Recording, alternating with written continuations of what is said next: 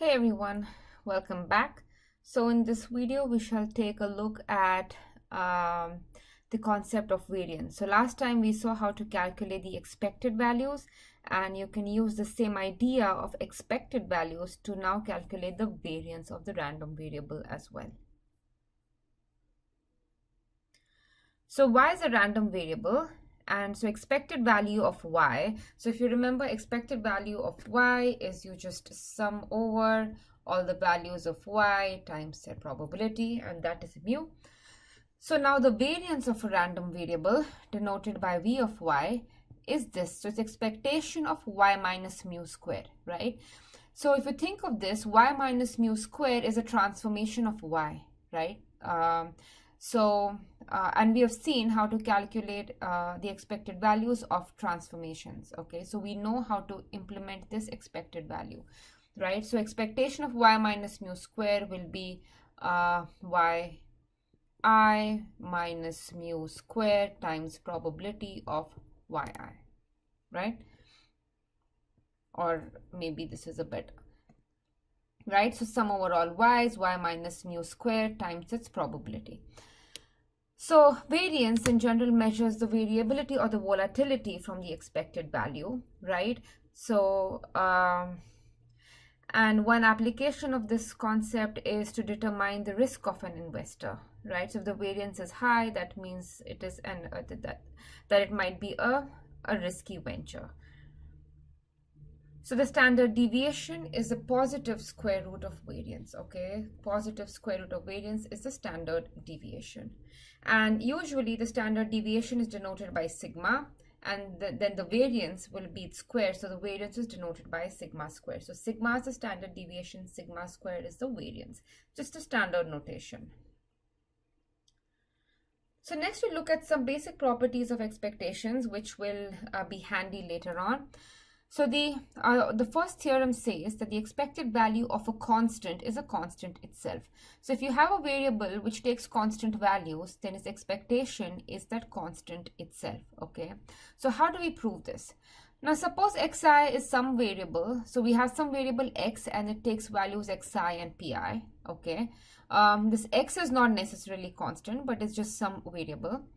And now we consider this transformation g of x is equal to c. So we are mapping each of these xi's to this constant c, right? So remember in this theorem, we want to find the expected value of the constant. So expected value of c is expected value of g of x, because we are constructing this g of x in such a way that g of x equal to c. And now we know from the previous videos, right, the previous concepts we have studied, that expectation of g of x is you sum over all values of x. So g of xi times its probability, right? But g of xi is just c, right? That's how we define this, and the c is a constant. Now you pull that out, and therefore it's c times sum of all pi's, but we know that the sum of these probabilities has to be 1. So therefore we get expected value of c is equal to c, right?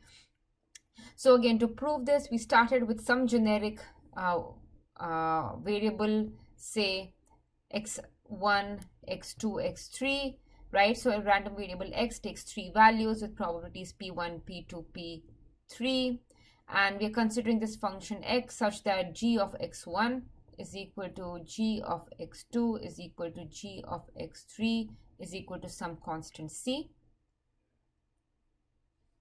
So therefore expectation of c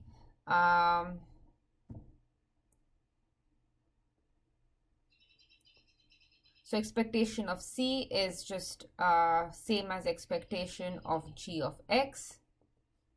So basically g of x1 times p1, g of x2 times the second value of x times p2, third value times p3. And now I'm going to continue this calculation up here. So g of x1, x2, x3 is all c. So c times p1 plus c times p2 plus c times p3. You pull c outside, p1 plus p2 plus p3, which is just c, right? The sum is equal to 1. So that's the first theorem. Expected value of a constant is a constant itself. It also makes sense intuitively, right? That if your random variable takes constant values, you would expect it to take the same value. So this is another theorem, right? So this says that expectation of x plus b is expectation of x plus b, and b is a constant here. Again, you can prove it. You take this, you consider this transformation g of x is equal to x plus b, expectation of g of x. Remember, you sum over all values of x, right? G of xi times pi. That's by definition of expectations. G of xi is xi plus b. You open this up, right? Once you open, you can split this summation into two parts. Xi times pi is nothing but expectation of x. And sum of probabilities is equal to 1. And this is what you are left with, right? Similarly, you can show that expectation of a of x is a times expectation of x. And then you can combine this result from theorem 2 and 3 to show that expectation of ax plus b is a times expectation of x plus expectation of b. Okay. So these are some important properties of expectations. So next we look at some of the other properties of variance. So remember, variance, you can denote it by VARX or sigma square. And this theorem says, this basically gives you an alternative formula to compute the variance, right? So it's expectation of x squared minus the expectation of x whole squared. So remember, there's a difference between these two formula. Be careful where the brackets are, right? An easier way is to remember this. So expectation of x squared, this is expectation of this transformation, right? This is a square transformation minus the mean square. How do you show that? Okay, so you start with the formula, right? We know that the definition of the variance is this, expectation of x minus whole square. So we know that, right, this is equal to, by the definition of expectation, this is xi minus mu whole square times the corresponding probabilities, right? Then we open up this square, the square term in this fashion. Then we split the summations, okay? The first term here, some xi square times pi is nothing but expectation of x squared.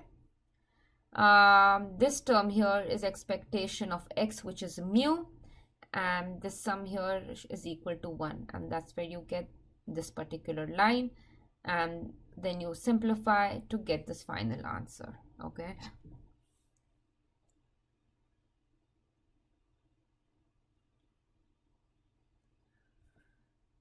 The next one says that variance of ax is a square times variance of x, okay? Again, you start with the definition, variance of ax. So remember, variance of y is expectation of y minus expectation of y whole square. So you take y is equal to ax, right? So if so for variance of ax, it would be basically just this, right? Expectation of ax minus expectation of ax and this whole square. So this is just the definition of variance, right? Then we know that e of ax is a times expectation of x. So we have proved this already. So that's the result we are using here. And now a is common to both these terms, and you can pull that out. And then finally, again, remember, expectation of ax is a times expectation of x, right? That's the result we are using here.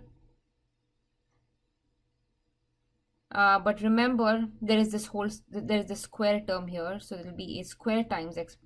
So a square will come out basically, and you get expectation of x minus expectation of x square, but this is just the variance, okay?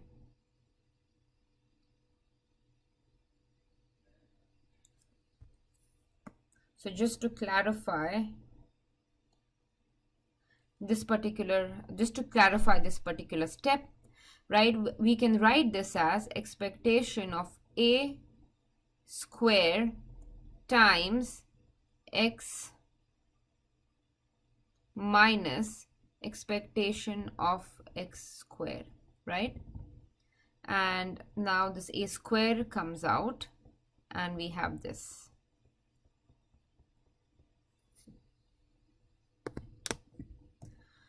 Theorem 3 says that variance of x plus b is just variance of x. If you add a constant, remember b is a constant here, so you add a constant to the random variable, the variance does not change, okay? So if you add a constant to the mean changes, but the variance does not change.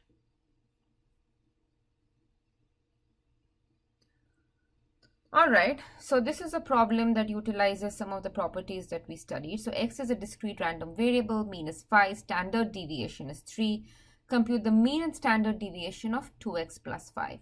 So first we'll calculate the mean, then we'll calculate the standard deviation of 2x plus 5, and then we can take the square root to calculate the standard deviation, okay? So expectation of 2x, oh sorry, not plus 5, minus 5. Expectation of 2x minus 5, the linearity properties, right? Is expectation of 2x minus expectation of 5. But 5 is a constant, so therefore expectation of 5 is 5 itself. Expectation of 2x, 2 can come out. It's 2 times expectation of x minus 5, which is 5. Because expectation of x is given to be 5. So 5 times 2, 10 minus 5 is 5. Now variance of 2x minus 5, we know this is equal to variance of 2x, right? So this is equal to variance of 2x because 5 is a constant and it doesn't change the variance. Now variance of 2x is 2 square times variance of x, and that's 4 times, standard deviation is 3, therefore variance is 9, right? So you have that. And now you can take the standard deviation of this variance to get the final answer, okay? So you can take the standard deviation of this term. Sorry, not standard deviation, the square root of this term to get the standard deviation. So here is another problem. So if c is a constant, right? So remember, if c is a constant, we know that expected value of c is c. What about the variance? So it's a good idea to pause this video and try and solve this, okay? Basically the answer to this is variance of c is equal to 0, and see if you're able to obtain that. Again, you will start from the formula, right? Variance of c is expectation of c minus expectation of c whole square, but c minus expectation of c is c, you get 0 square, and 0 is a constant and this is 0, okay?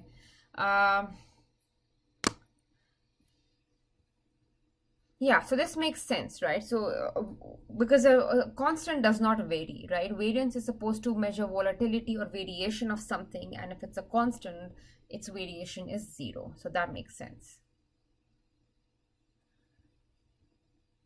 So here x is a random variable. It has expected value mu, variance sigma squared, and then we do this transformation, right? So y is equal to x minus mu divided by sigma. Find the expected value and variance of y, okay? So expected value of y is expected value of, so y is equal to x minus mu by sigma. Maybe I'll just add a couple of more steps in between. So we know that this is equal to 1 upon sigma, expected value of x minus mu, 1 by sigma, expected value of x minus mu. But we know expected value of x is mu, and 0 by sigma is 0, okay? Variance of y, so this is just the formula for y here. You take the sigma out, it becomes sigma squared. Variance of y minus mu, but we know that mu is a constant. Remember, expected value is a constant, so variance of y minus mu is just variance of y, which is sigma squared, and then they cancel out. So this here is called as standardization. You take any random variable x, it will have some mean and some standard deviation, and if you subtract the mean and you divide by the standard deviation, right, the resulting variable will have 0 mean and 1 standard deviation, right? So this is called a standardization. subtract the mean, divide by standard deviation, the resulting y will have 0 mean and 1 variance or 1 standard deviation. So this is called as standardization.